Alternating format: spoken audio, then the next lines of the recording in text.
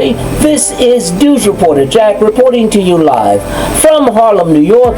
And today is Juneteenth, but I have to tell you something. There's a protest on Juneteenth. Can you believe that? I want to let you know that I'm a peaceful guy, but the swimming pools need some help, and it's Juneteenth, and there's children out protesting. This has got to be something. I don't know what to do. I'm panicking. I hope that things don't get violent. And we've already called the New York police. So, I'm going to let you go. Now, we're going to go see what Youth Pastor Emmanuel has to say for it, because they're church kids out protesting on Juneteenth. I can't believe it, but they are. Let's find out what these church kids are doing. Hello, everybody. I'm Youth Pastor Emmanuel, and I'm here today. As you can see, I'm here at the celebration of Juneteenth, and there's been a protest. The children are protesting because the swimming pool is closed, and it's really hot out here, and children want to go swimming, but, I want you to know that there was something else that went on too. Now I'm going to tell you a Bible verse, okay? And I have to tell it to you. Now, Jesus, it says, then Jesus told his disciples a parable to show them that they should always pray and not give up. All right? And he said, in a certain town there was a judge who neither feared God nor cared what people thought. And there was a widow in that town who kept coming to him with a plea, "Grant me justice against my adversary." For some time he refused, but finally he said to himself, "Even though I do not fear God or care what people think, yet because this widow always keeps bothering me, I will see that she gets justice, so that she won't eventually come and attack me." And the Lord said, "Listen to what the unjust judge says. And will not God bring about justice to his chosen ones who cry to him day and night?" When they cry out day or night. "And will he keep putting them off? I tell you, he will see they get justice, and quickly. However, when the Son of Man comes, will he find faith on earth?" Now, I want you to know that the civil rights movement, that kids are protesting and everything, it was a long time. It started really in 1865, African Americans fighting for their civil rights, and it lasted for over 100 years. But I want to let you know that African Americans never gave up, and God did answer their prayers. It may not have seemed quick, but he did answer their prayers. Jesus wanted his disciples to know they should never give up in prayer. African Americans prayed and prayed and prayed, and God heard their prayers. Now, when you go before God in prayer, understand that he hears us and he'll respond to our prayers. Remember, God responds by saying yes, wait, or no. Yes means things that the thing we are praying for, God wants us to have it. Wait means it's not time yet. No means God has something better in store for us. Now, God will grant justice to his chosen people, which means he will provide protection And more importantly, God will answer the prayers of His people. I wanted you to know that because the civil rights movement, God answered the prayers of many African Americans.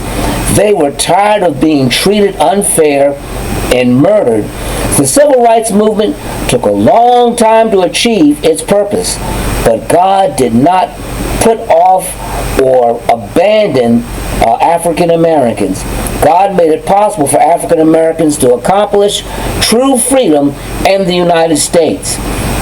African Americans would protest and create organizations to tackle the problem of racial injustice.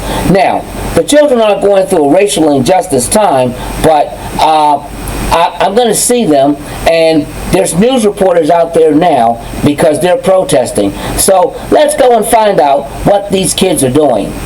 I think it's interesting.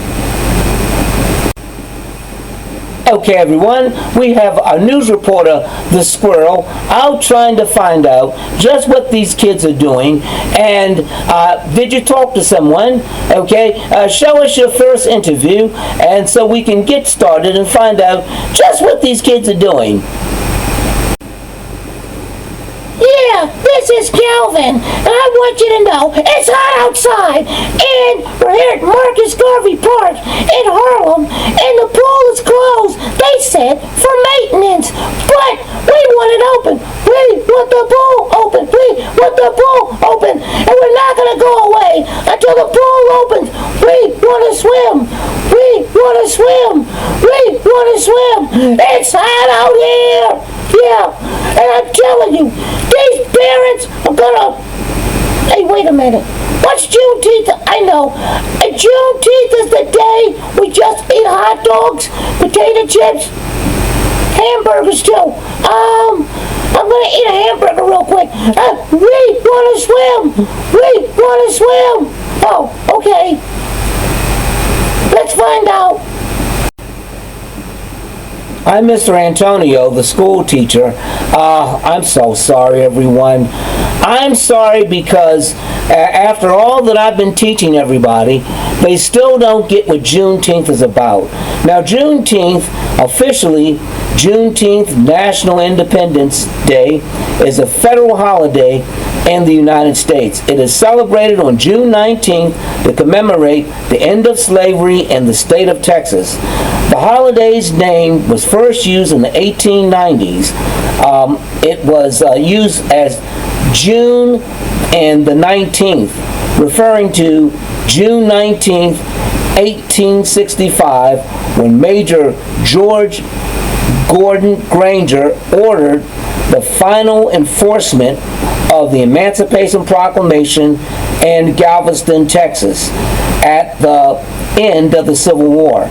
Now, Juneteenth isn't about just eating hot dogs and hamburgers. Hope everybody can remember that too.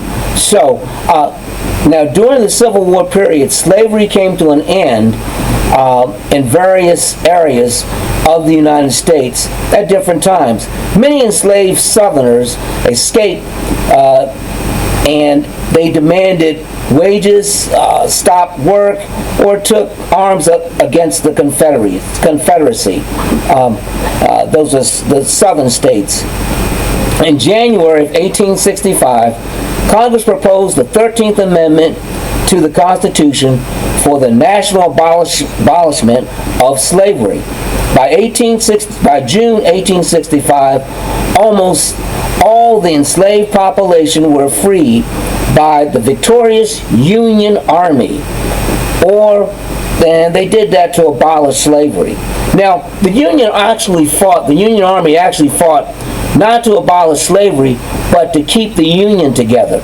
Because remember, the Confederate States broke away from the Union, and President Lincoln ordered them to go back and fight against the rebellious states so they would come back to the Union. Now, by June of 1865, like I said, almost all the slaves were free. Now, the national abolishment of slavery, the amendment, was actually ratified in December of 1865. Now, this was the 13th Amendment that I was referring to. Now, that freed the remaining slaves in states such as Delaware, Maryland, West Virginia, and Kentucky were freed. I hope that answers your question. So just remember that slaves actually weren't freed in the United States until December of 1865. Hope that answers your question, Calvin. Remember, it's not about hot dogs. And boy, I'm getting hungry myself just thinking about a hot dog.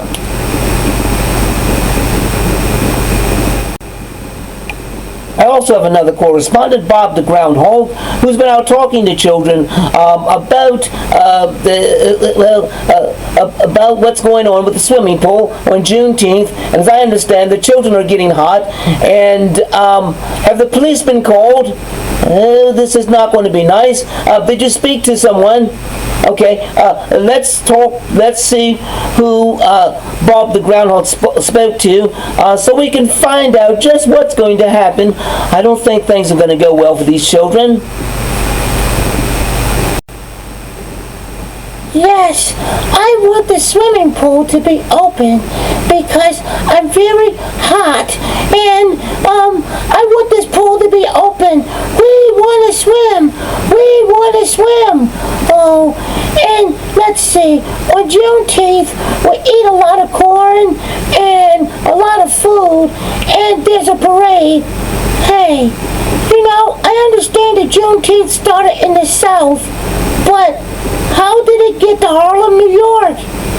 Yeah, how? Oh, wow. Shaniqua, that's a very good question, and I'm going to answer it for you.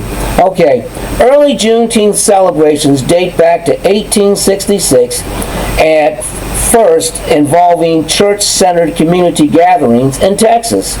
They spread across the South among newly freed African Americans and their descendants, and became more commercialized in the 1920s and in the 30s also. They centered on food festivals. So that's where all the food comes from. Participants in the Great Migration brought these celebrations to the rest of the country. During the Civil Rights Movement of the 1960s, Juneteenth celebrations eclipsed by the nonviolent determination to achieve civil rights, but grew in popularity among in the 1970s. In other words, during the 1970s, Juneteenth celebrations became very popular. The focus was also, during the 1970s, was on African American freedom and African American arts. So you can see how Harlem, having a lot to do with the arts and everything, Juneteenth became very popular here. Beginning with Texas by the proclamation, and that was in 1938, that's when it became a holiday, and by the legislation in 1979, every United States, or every U.S. state, and the District of Columbia has formally recognized Juneteenth as a holiday in some way or another. Juneteenth was recognized as a federal holiday in 2021 when the 117th United States Congress enacted and President Joe Biden signed the Juneteenth National Independence Day Act into law. Juneteenth became the first new federal holiday since Martin Luther King Day was adopted in 1983. Hope that answers your question, Shaniqua. Oh, looks like the police are coming up there too. Oh, guys, I hope you guys don't get in trouble. Okay, everyone, our new correspondent, looks like Clark the Squirrel, has something. He asked the police officer something, and some important news that he wants to share with us. So, Bob, go ahead. Let's hear your interview with the police officer. Well, okay, everybody. I'm here to let you know that as a police officer, I have to arrest Calvin. Well, not arrest Calvin. I'm going to take them and have to process them because they're out here protesting. So I'm going to make sure that everything goes safe and let them know that the city is working real hard so the pool can be reopened again. And I understand it's hot out here, but they're just going to have to cooperate, and we're going to get everything together. So, and I'm here at the Juneteenth festival, so everything looks real good here too, guys, and the food is great too. Yeah, Harlem does a great Juneteenth festival. Oh boy, you guys should be here. Okay, everybody. Well, I'm back, and I'm going to join the Juneteenth festival, but I want you to know that Juneteenth is more than just eating hot dogs and potato chips, and I know that people like to eat that type of food. That's all right. But I want you to know that Juneteenth is a great day, and I want to let you know also that I really hope that you guys have learned something about Juneteenth. You know, every year we always have something come up on Juneteenth here in Calvin's neighborhood, but in Harlem it's really great. And I also want to let you know that just remember the parable that Jesus was talking about, how the woman kept asking the judge over and over again. Well, for African Americans, civil rights took a long time, but because they were persistent and because everything else went their way, civil rights bills got passed. And we're going to talk about that later, but I want you to know that Juneteenth is a great day. Hey, you guys take care, and I'll see you again next week.